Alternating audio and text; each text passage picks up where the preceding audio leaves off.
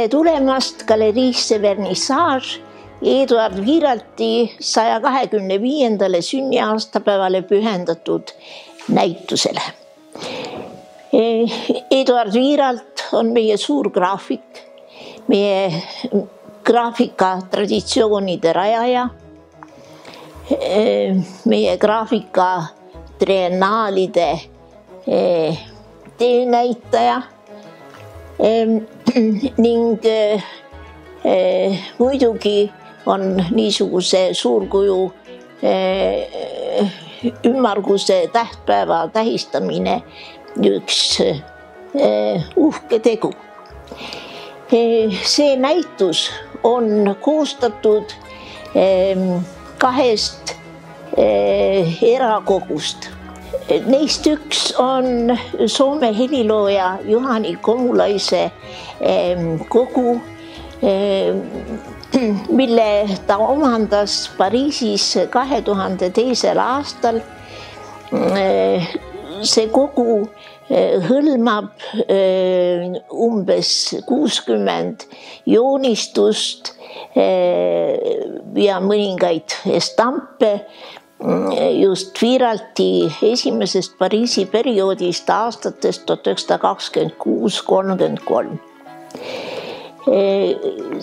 Neile lisaks on tal õnnestunud omandada veel mõningaid töid. Peab ütlema, et Komulaise kogu on juba üsna laialt tutvustatud.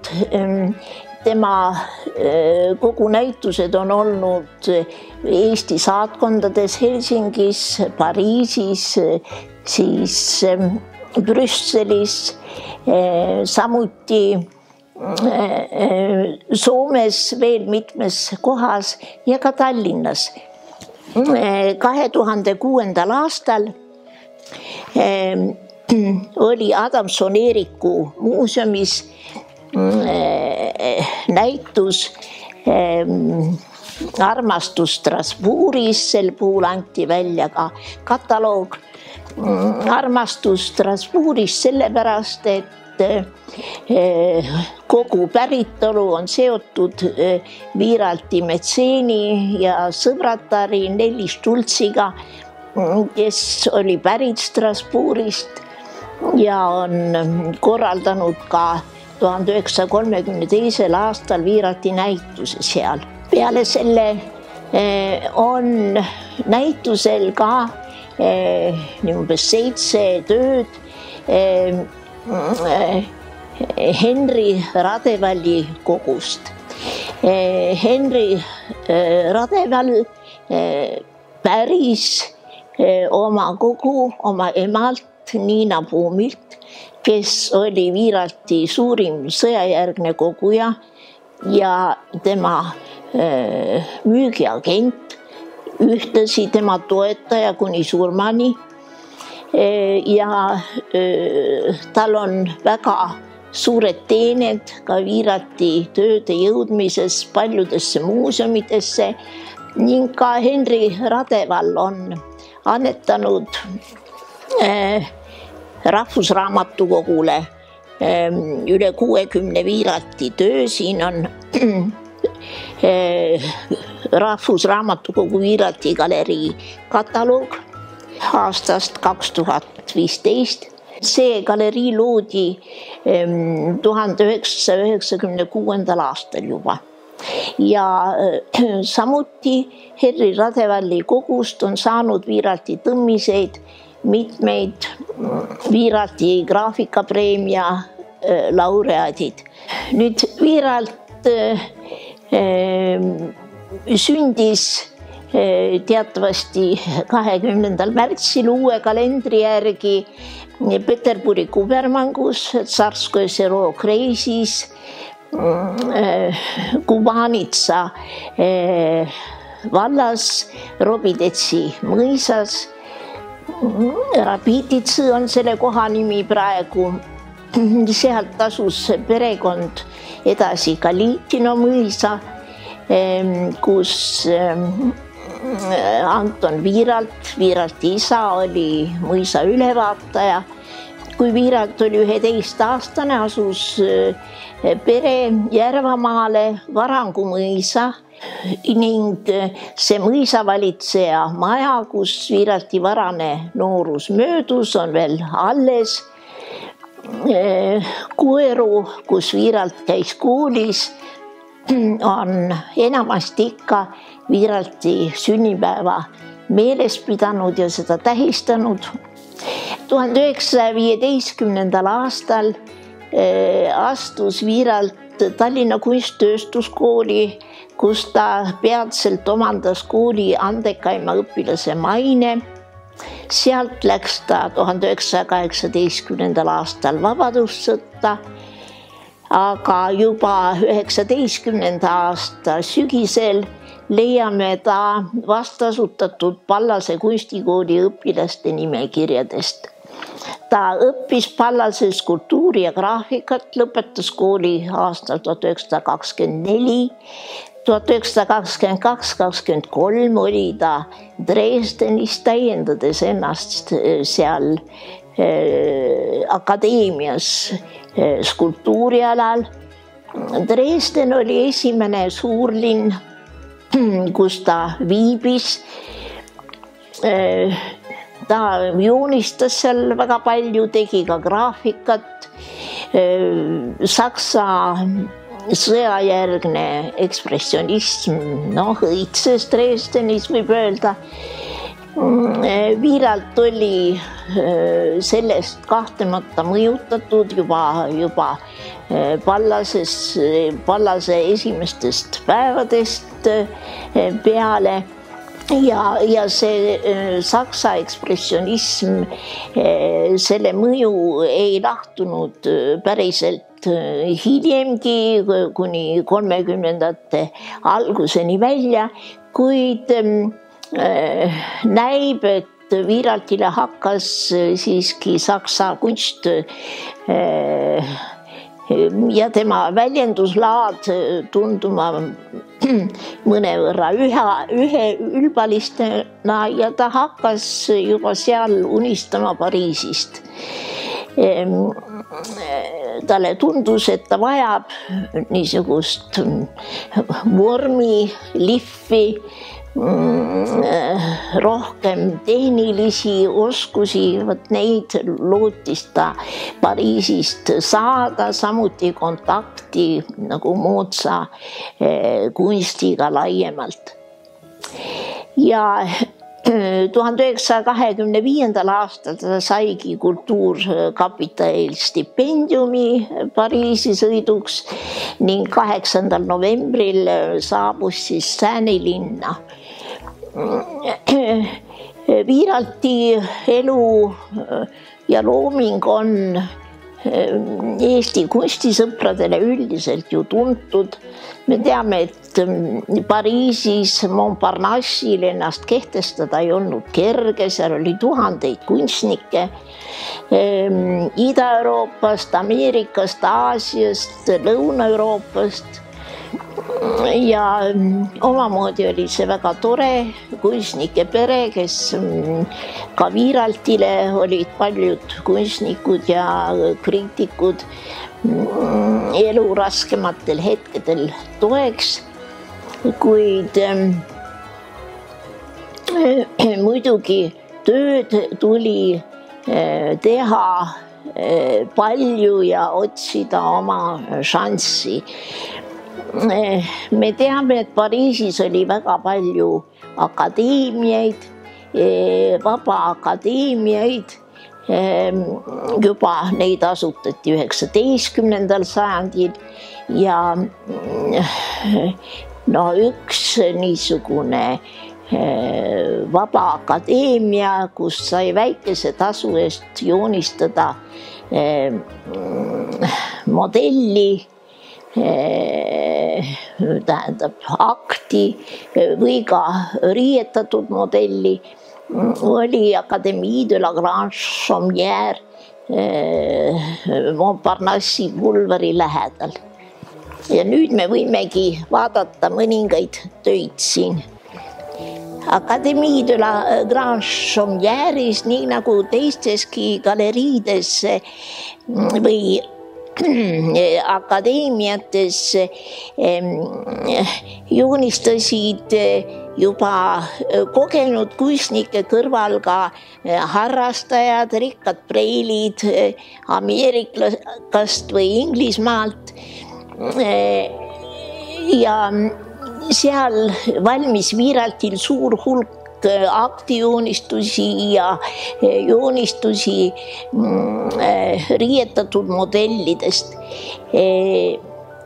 Ning neid aktijoonistusi kasutas ta hiljem ära oma aktigravüürides ja aga riietatud modellidest on ta teinud hiljem veel ka värvilisi monotüüpiaid. Monotüüpia on niisugune tehnika, mille poole ta just Pariisis eriti pöördus, kuna Pariisi ostja teatavasti armastab värvi, aga tegema hakkas ta seda juba Pallases.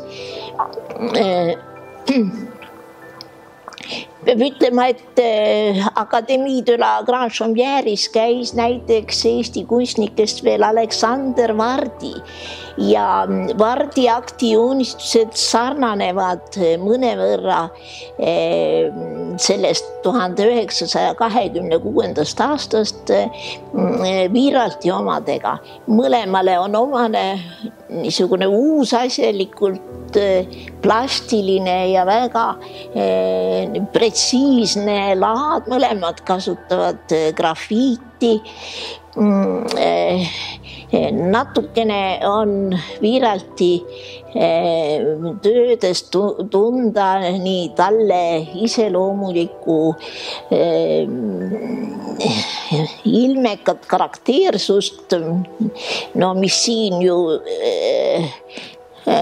grotesksuseni veel ei ulata. Igal juhul nendest varajastest töödest juba ainuüksi päris varajastest Pariisi töödest võiks teha eraldi näituse, sest ta hakkas ka kohe tegema gravüüre. Nii puugravüüre nagu näiteks siin Lamav akt koera ja fööniksiga, mis on omamoodi nagu läkitus kodumaale. Siin näeme foonil nagu mingit akent, ühtlasi peeglit linnuga, kes hoiab kirja noka vahel ja nagu mingit Tartu Agulimaja katust. See 1926. aasta Aquatinta aktid näitab, kuidas gravüüris tugevneb Wiiralti grotesksus võrreldes joonistustega, mis on olnud talle siin aluseks. 1927. aastal toimus Wiiralti esimene isikunäitus Pariisis. See toimus Galeries au Sacre du Printemps, mis tähendab kevadpühitsust ja on nime saanud Igor Stravinski selle nimeliselt sümfooniliselt teoselt ja selle galerii omanikuks oli Poola helilooja, literaat ja tõlkija Jan Slivinski, kes siis võttis selle näituse korraldamise enda peale ja näitusel oli üsna suur menu, nii et ka tänu sellele näitusele Wiiralt valiti sügissalongi liikmeks, nii et ta sai seal igal aastal esineda žürii vabalt. Slivinski tahtis ära kasutada Viiralti tehnilisi võimeid nii maalide, prantsuse maalijate teoste reprodutseerimiseks ja lõi talle head töövõimalused Fontenay-aux-Rose'is oma majas Pariisi lähedal. Seal oli väga huvitav seltskondlik elu, käis seal muusikuid ja kirjandusinimesi igast rahvusest. Sellest Fontenay-aux-Rose'i perioodist on siin näiteks see väike joonistus baleriinist, see oli Jan Slivinski tütar, kes õppis balletti, kuid see idüll selles Fontenay-aux-Rose'i linnakeses ei kestnud siiski väga kaua, sest Viiraltile see reproduktsioonide tegemine oli väga nagu koormav, tundus mõttetuna, ta pühendus oma tööde tegemisele, mis muidugi Slivinskile ei meeldinud ja 1928. aastal otsib Viiralt endale uue korteri Montparnassil. Viiralti üks esimesi gravüüre Pariisis oli ka Montparis, nii et selle nime valisime ka näituse pealkirjaks, see on Fort. Siin on kõrvuti eskiis ja gravüür. Eskiis, värvipliiatsi joonistus on Juhani Komulaise kogust ja gravüür ise Henri Radevalli kogust. Seda on väga õpetlik vaadata, sest plaadil loomulikult on kujutis ümber pööratud kujul kujutatav süžee ja see on nagu Pariisile väga iseloomulik stseen, muidugi mitte ainult Pariisile, paljudele suurlinnadele nüüd, aga Pariisis ikka kogunes alati nende tänavamuusikute ümber ka kuulajaid. Peab ütlema, et see Montparis on neid lehti, mis on väga haruldased, sest 17 plaati läksid Viiraltil sõja ajal Pariisis kaduma, need konfiskeeriti tema trükimeistri Tanööri käest. Neid lehti võib olla tosinkond või 1,5, sest Viiralti sõjaeelsete lehtede tiraažid, eriti 20. aastatel olid suhteliselt väiksed. Samuti on kadunud Kuivnõela 5 naist plaat ja niisugune tüpaaž girlid või baarineiud on Viiraltile sel perioodil väga tüüpiline, ka natukene kerge groteskse joonega antud ja tegu on nähtavasti proovitõmmisega. Samuti on üsna haruldane see 30. aasta pehme lakk, akt lillega veres, niisugune väga ere stiili näide ka just Viiralti loomingust umbes aastal või stiilist umbes aastal 30, mil teda tugevasti mõjutas tollal Pariisis valitsenud Art Deco. ja tema akti käsitlusest tugevneb tollal niisugune erootiline moment. Me teame, et ta tegi ka erootilisi monotüüpiaid. Siis üleval on üks väike monotüüpia akt üle põlve tõstetud jalaga. See on seotud tööga Naised tsilindritega, mis valmis just Fontenay Roosist, millest just äsja rääkisime. Ka teose Naised tsilindritega sõjaeelseid tõmmiseid eriti palju ei ole. See on väga efektne töö, niisugune bravuurne, niisugune öine ja lõbujanune Pariis siin leiab väga ereda kajastuse ja väga iseloomulik Wiiraltile on see silindriga kass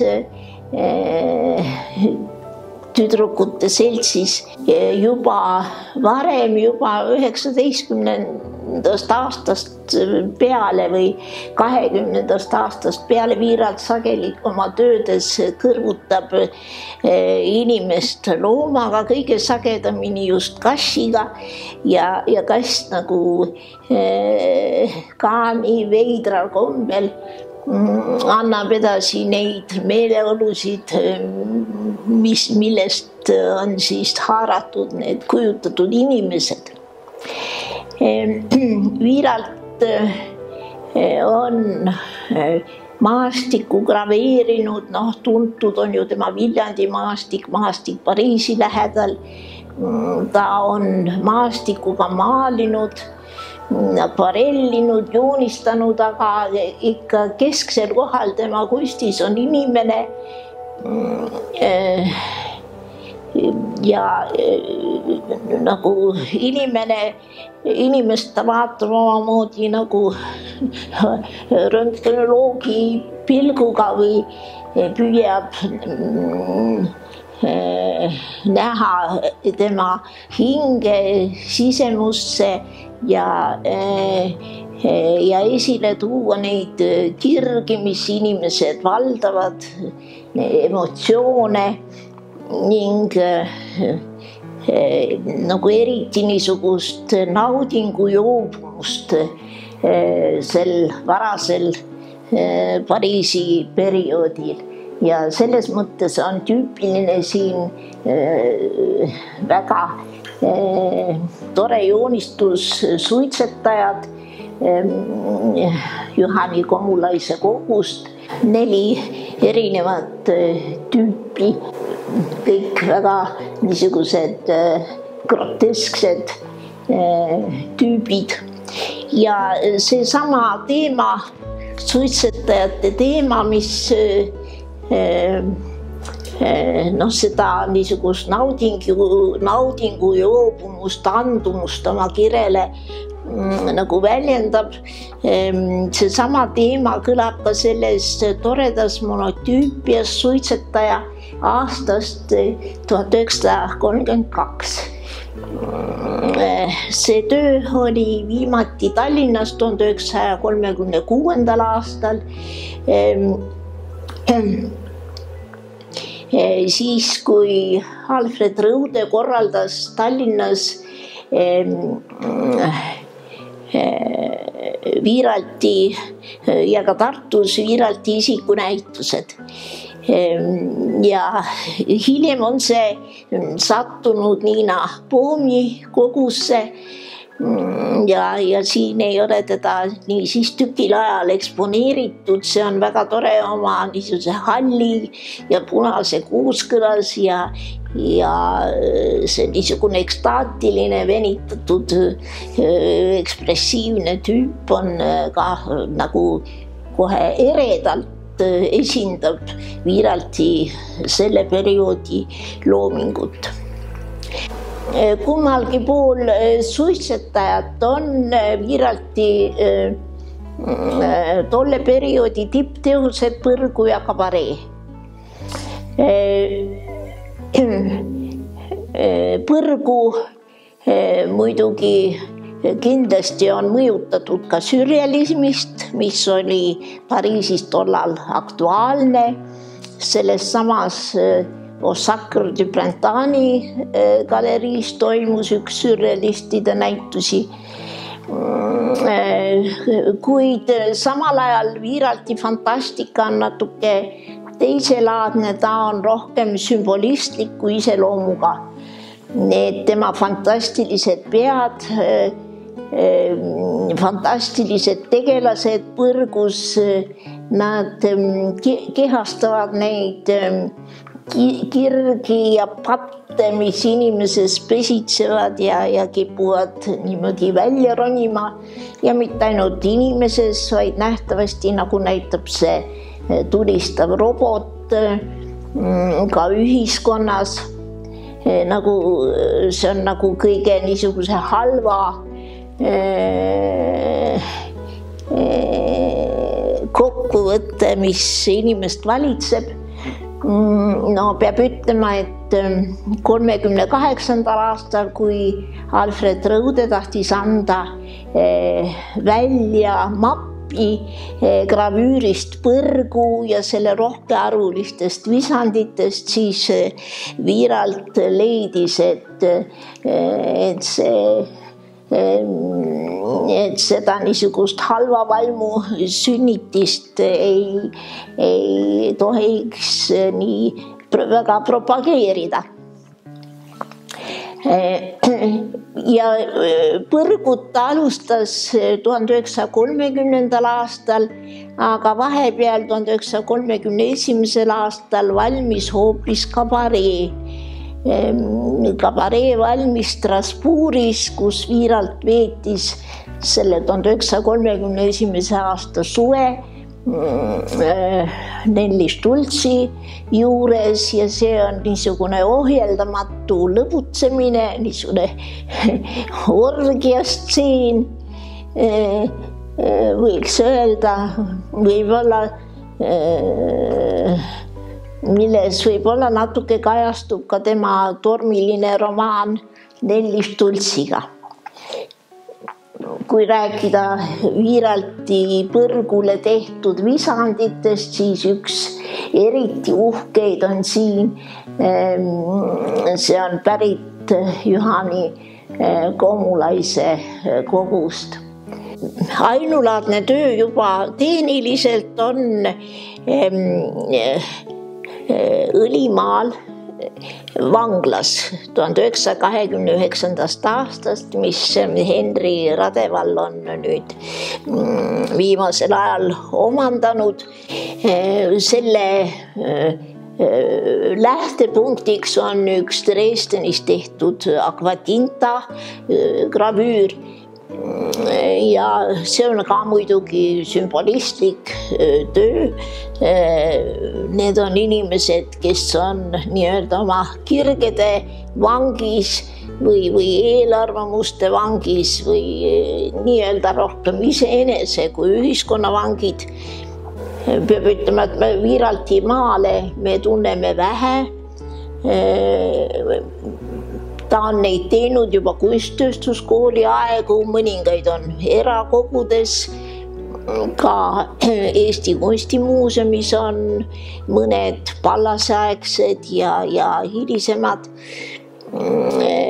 Kuid nagu 28. ja 29. aastal ta nagu üritas alustada maalimisega, aga see jäi siiski soiku. Ta tunnetas, et graafika on talle ikkagi sobivam maalimisviis, et just seal võib-olla on tal võistlejaid vähem kui maalikunstis. Aga igal juhul on see väga niisugune mõjuv ja huvitav teos. See maal siin ei ole aga Wiiralti oma, vaid see on Nelli Stultsi töö. Nelli Stults, keda me juba mainisime kui Wiiralti niisugust metseeni ja sõbratari, oli ise portselanimaali, et tütar oli õppinud nii kunsti kui ka muusikat, tal oli suur tutvusringkond kunstiinimeste seas, aga maali poole pöördus ta nähtavasti just Wiiralti mõjul. 1936. aastal tegi ta Strasbourgis oma esimese maalinäituse samas galeriis, kus ta oli korraldanud Wiiralti näituse 1932. aastal. Ja ta oli niisugune vaba, natuke matissiliku käekirjaga särav kolorist.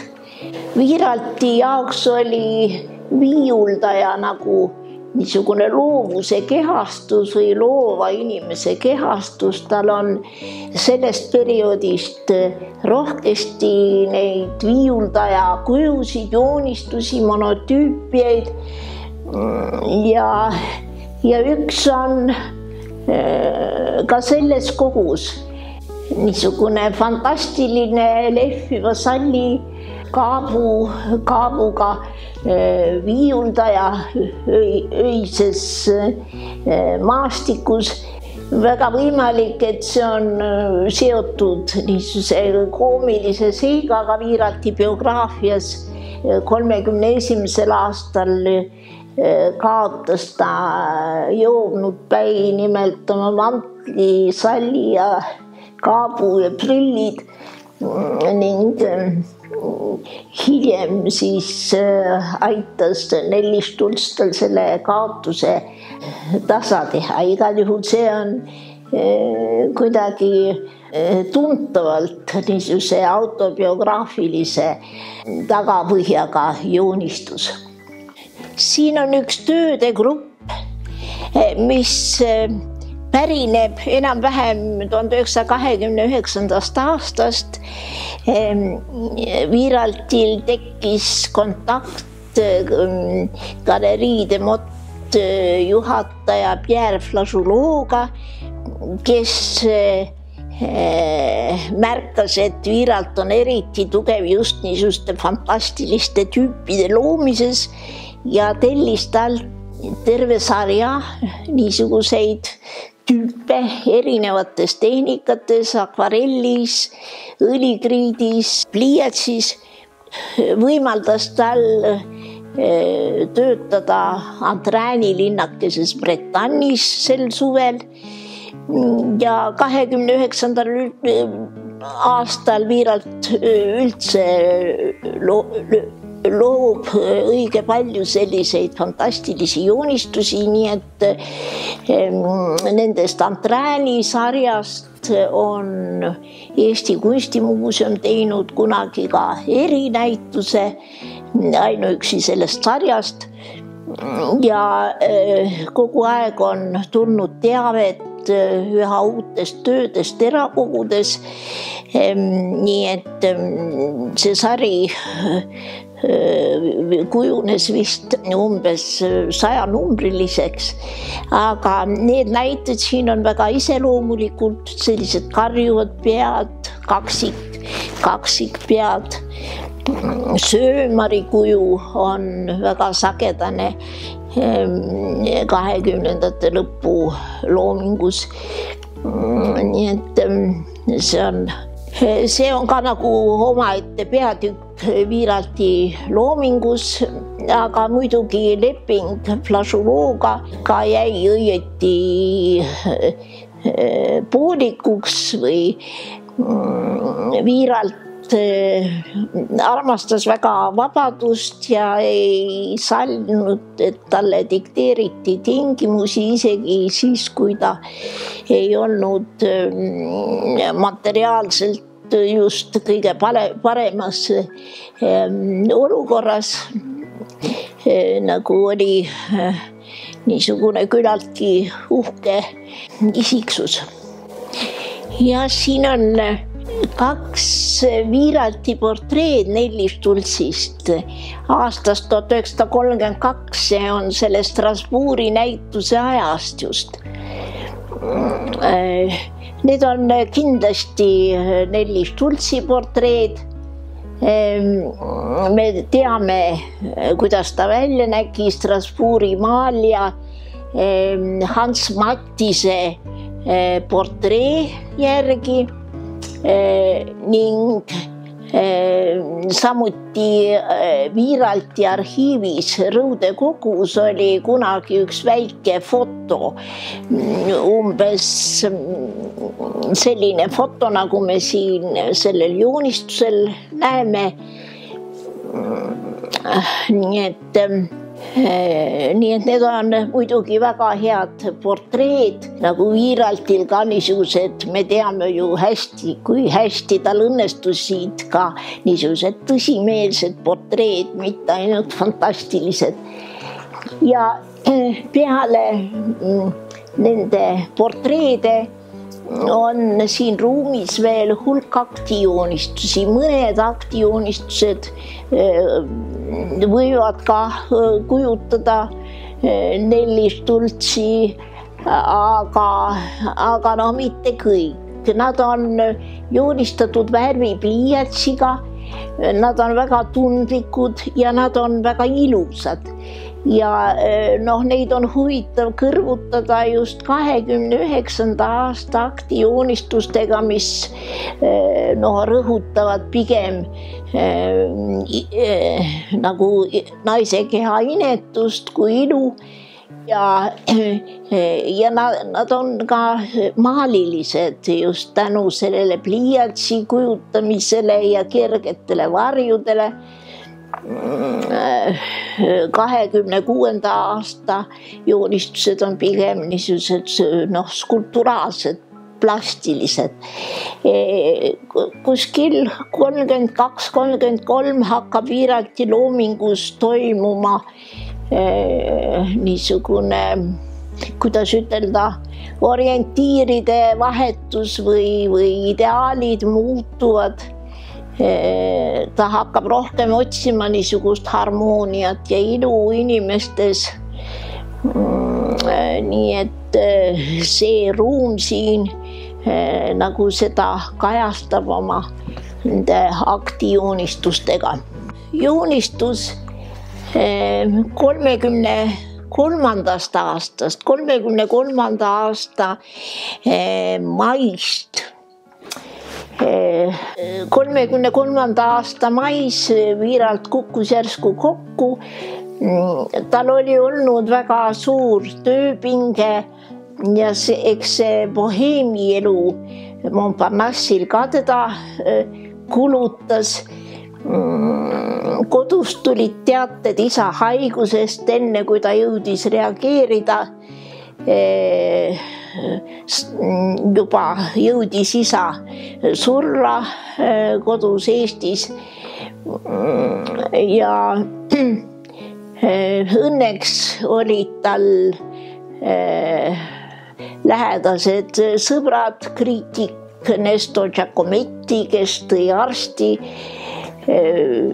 siis Serbia skulptorist üks daam Raika Mertšep, toibutati ta jälle üles. See oli kuidagi murranguline moment, suhted Nelliga katkesid, aga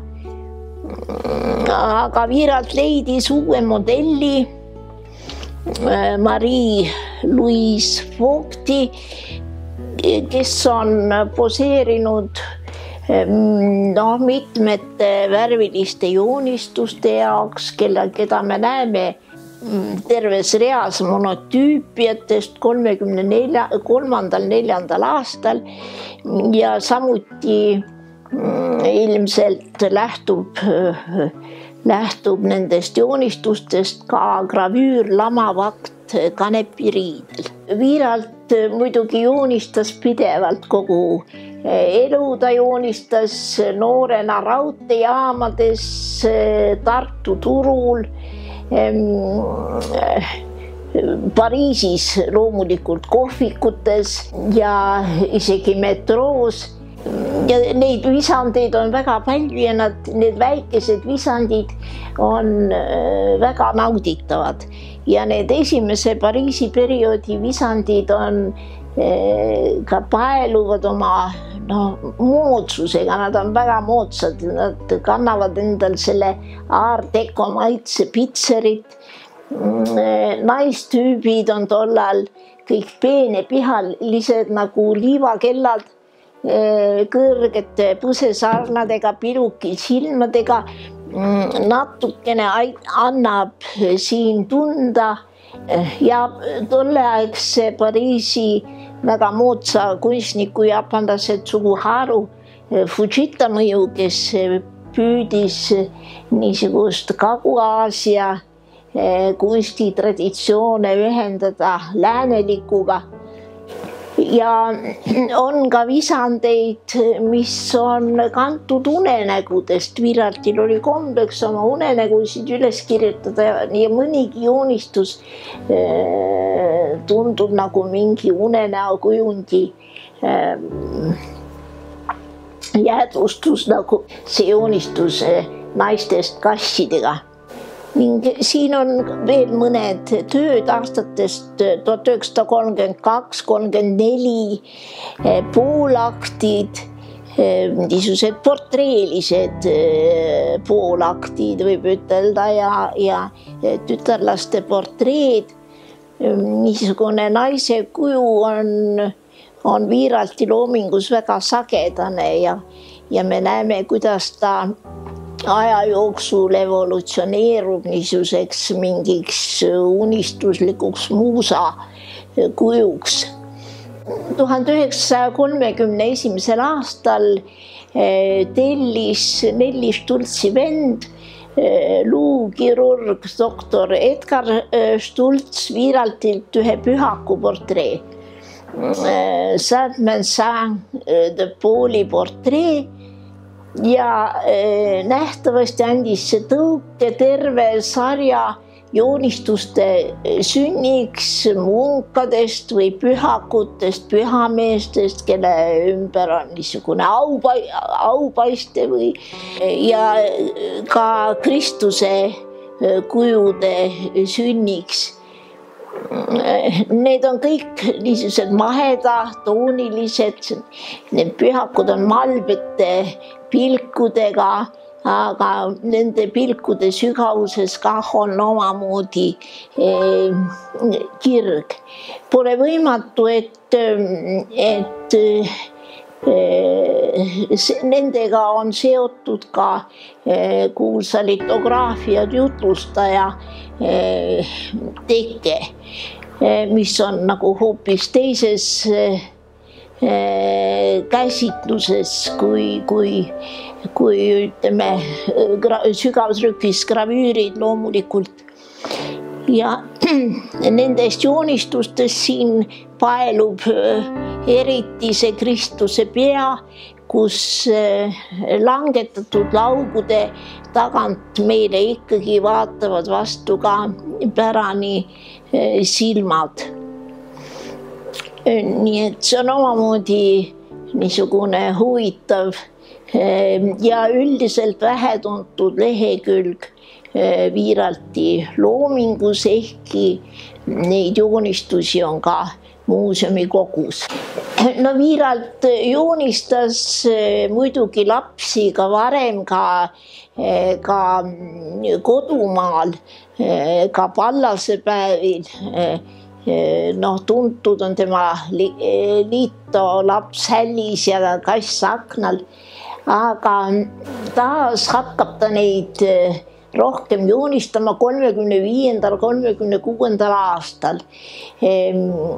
Osalt on need nähtavasti tema sõbra Udo Einsildi lapsed, kõigepealt, keda ta joonistab, aga siis valmib suur seeria imekauneid joonistusi Itaalia pliiatsis Claude'ist, väikesest Claude'ist, fotograaf Leroy pojast.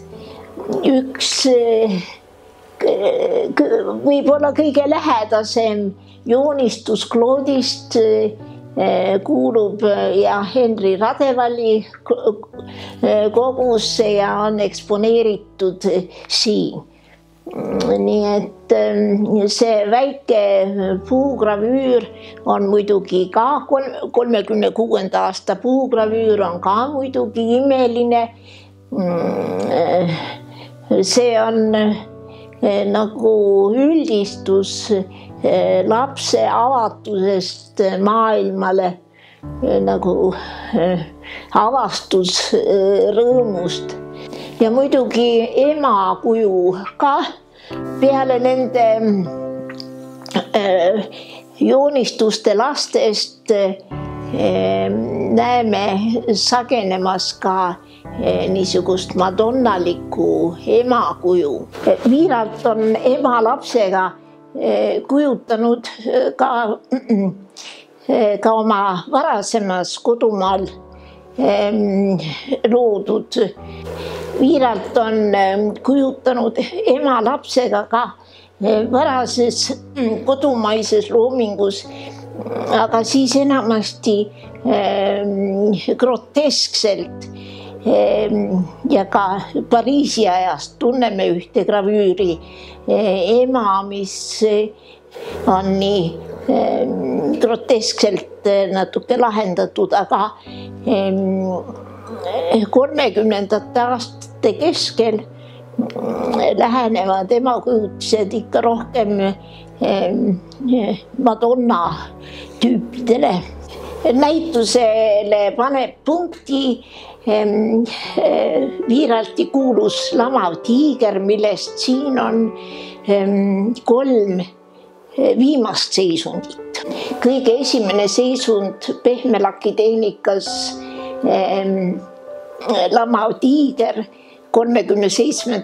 aastast Juhani Komulaise kogus paraku puudub, kuid pärast sõda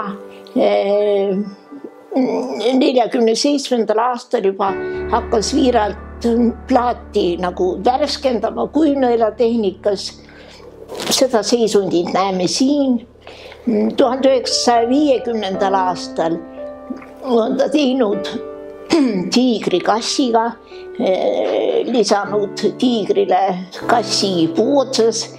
Seda Genfi kirjastusele Guild International de la Gravure jaoks, kes tellis talt üldse 5 gravüüri, kuid